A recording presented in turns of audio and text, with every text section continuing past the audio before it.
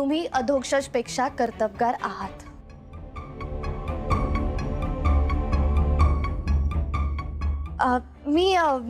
मी social मीडियावर एक page बनवलंय तुमचं.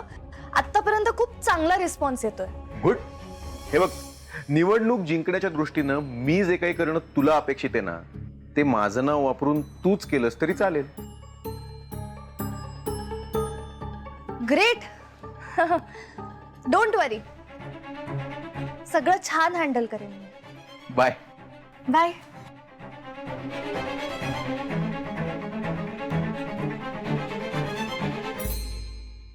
इंद्रायणी, तुमच्या घरातला विषय म्हणून मला गप्प केलंस ना?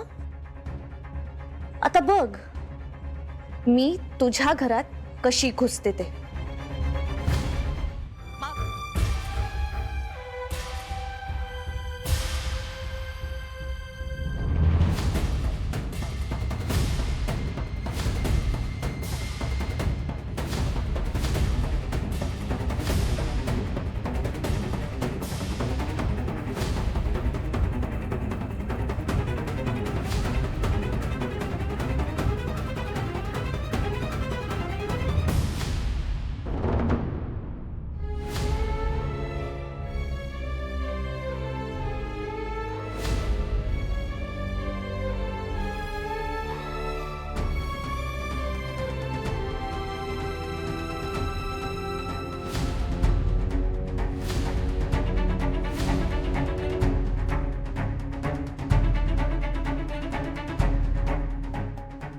याच्याकडे लक्ष देऊ नको साधू.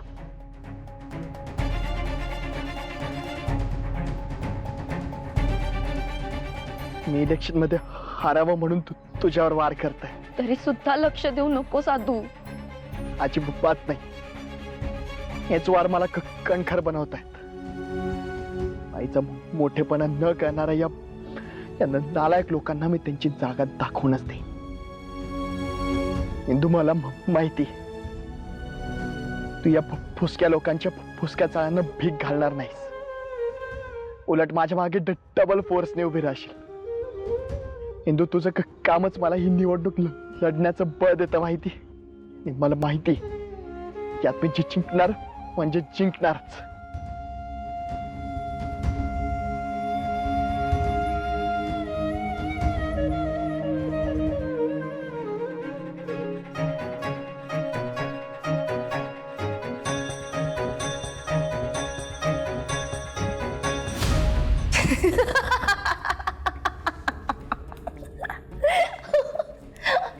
अगं रत्नाताई, हे बघ, मान्य आहे मला की मी कायम खोटं बोलत असते, पण आता मी जे सांगतेय ना ते 100% खरंय.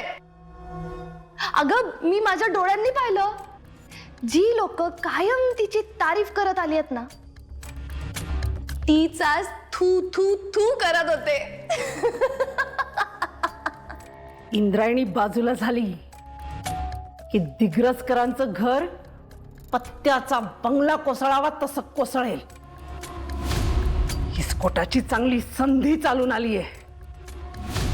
असा हातोडा मार की चुर्रा चुर्रा झालं पाहिजे. इस्कोट. वारं माझ्या बाजूने वाहतंय रत्ना. त्या गोपाळवर ना मी माझं जाळं टाकलंय आणि तो अडकलाय ग. आता त्यालाच हाताशी धरून मी माझा पुढचा गेम करणार. म्हणजे तू गोपाळ आणि इंद्रायणीचं लफडं उकरून काढणार.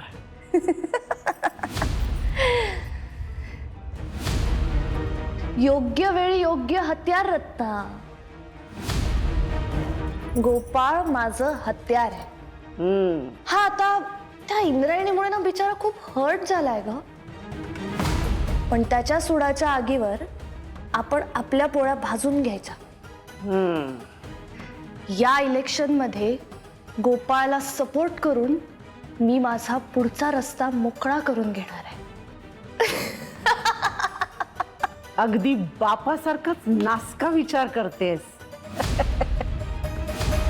आणि ही विद्या मिळाल्यावर काय काय करशील त्या शैतान देवालाच माहिती. सगळा खेळ डोक्याचा आहे रत्ना. तू बघ आता मी काय करते ते.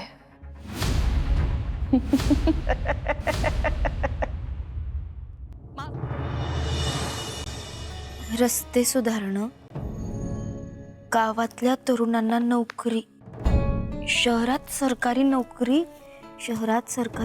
मिळण्या. आता पुरे झालंय समज. मोठ्या बाई, काही हवं होतं का? इतकं सासूतपणा कसं जमतो ग तुला? खरं तर तू पिक्चर मध्ये जायला पाहिजे होती. मोठी हिरोईन झाली असती. काय म्हणायचंय तुम्हाला मोठ्या बाई?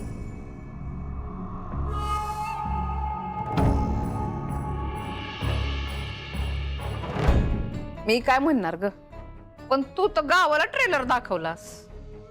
मोठ्या बाई, अहो लोकांचं जाऊ द्या, तुम्ही तर घरातले आहात ना, तुम्ही पण असं म्हणताय.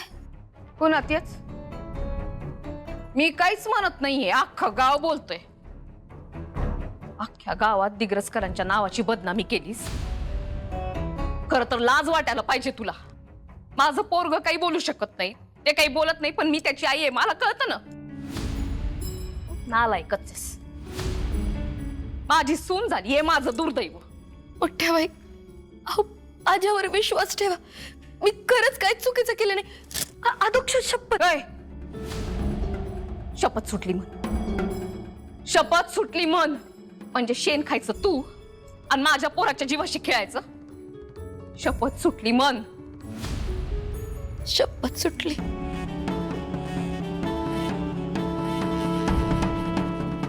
मग आता तू जाऊन अध्यक्षला सांग, काय निवडणूक वगैरे बास झाला. काय त्याला लाख चांगली कामं करायची, पण तू त्याच्या सोबत आहेस ना. मोठ्या बाई, मी काही चुकीचं केलं नाही. असं आहे का? मग रात्रभर त्या गोपाळ बरोबर काय करत होतीस तू?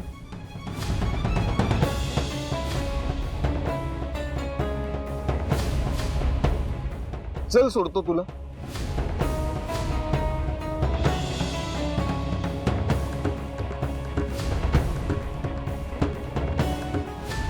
हा तर विठूच्या वाडीचा रस्ता नाहीये.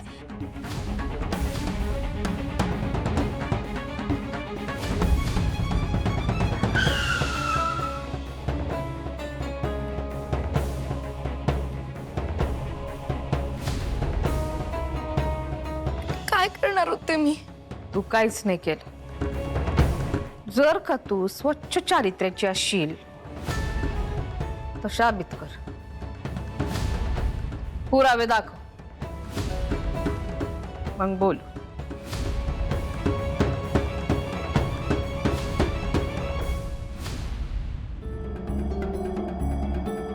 सासूबाई, घरात जे काही सुरू आहे ना, ते क्रिकेटची मॅच सुरू असल्यासारखं वाटतंय. समोरची टीम रन बनवण्यासाठी आतोनात प्रयत्न करते, पण तुम्ही अशी फिल्डिंग लावली, अशी बॉलिंग करताय की समोरच्या टीम मधले गडी एक माग एक बाद होत चाललेत आणि सक्सेस मात्र तुम्हाला मिळत चाललाय. सक्सेस माझ्याकडे काय तुम्हाला माहितीये का? कारण हे अपमान. मी माझ्या प्रत्येक अपमानाचा बदला घेणारच आहे. अपमान असा इसरायचा नसतो, मनात जपायचा असतो. त्याला धुमसण्याचं पाणी देत राहायचं. एक दिवस तो इतका मोठा होतो का त्याचा स्फोट होऊन जातो. आता त्याचा असा भडका उडणार आहे ना का व्यंकट भाऊजी ती इंद्रायणी दोघही जळून खाक होऊन जाते. बम.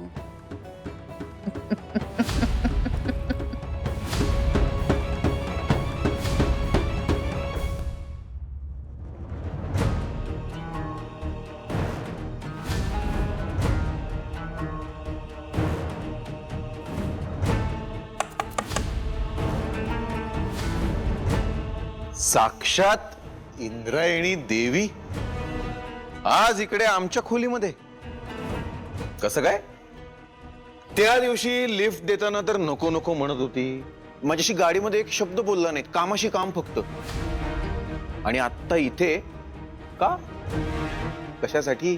कशासाठी आलीये याचा अंदाज आलाच असेल तुला. नाही. हे बघ गोपाळ, गावात काय सुरू आहे हे तुला माहिती आहे. माझी फक्त इतकीच रिक्वेस्ट आहे की तू बाप रे, एरवी तणक्यात राहणारी, स्वतःला मेन मेन म्हणवून घेणारी इंद्रायणी रिक्वेस्ट करतेय, ते मला का? कशासाठी? गोपाळ, आपल्या संबंधांबाबतीत गावात गैरसमज पसरवला जातोय. पण आहेतच ना आपले संबंध. हे म्हणजे तू माझी बालमैत्रीण होतीस आणि आता माझ्या लहान भावाची बायको आहेस. त्याबद्दल नाही बोलते मी. मग गावात आपल्या बाबतीत काही बाई बोलल्या जातंय आणि अरे बापरे, मग आता? मी कितीही ओरडून लोकांना सांगितलं, कितीही ओरडून लोकांना सांगितलं तरी ते त्यांच्यापर्यंत पोहोचणार नाहीये. हे मग तुझी द ग्रेट पॉवर ऑफ कीर्तन, निरूपण, प्रवचन वापर ना. माझ्यासारख्या पाप्याकडनं असंही कायच होणार आहे अगं. आणि मी तरी काय करणार? शेवटी आपण प्रेम केलंच ना एकमेकांवर. इतक्या खालच्या दर्जाला जाणार आहेस? हे एक मिनिट, तुझं तिथं येणं, मला लिफ्ट देणं, आड रानात गाडी घालणं, गाडी बंद पाडणं, ऑइल संपण्याचं सांगणं, हा सगळा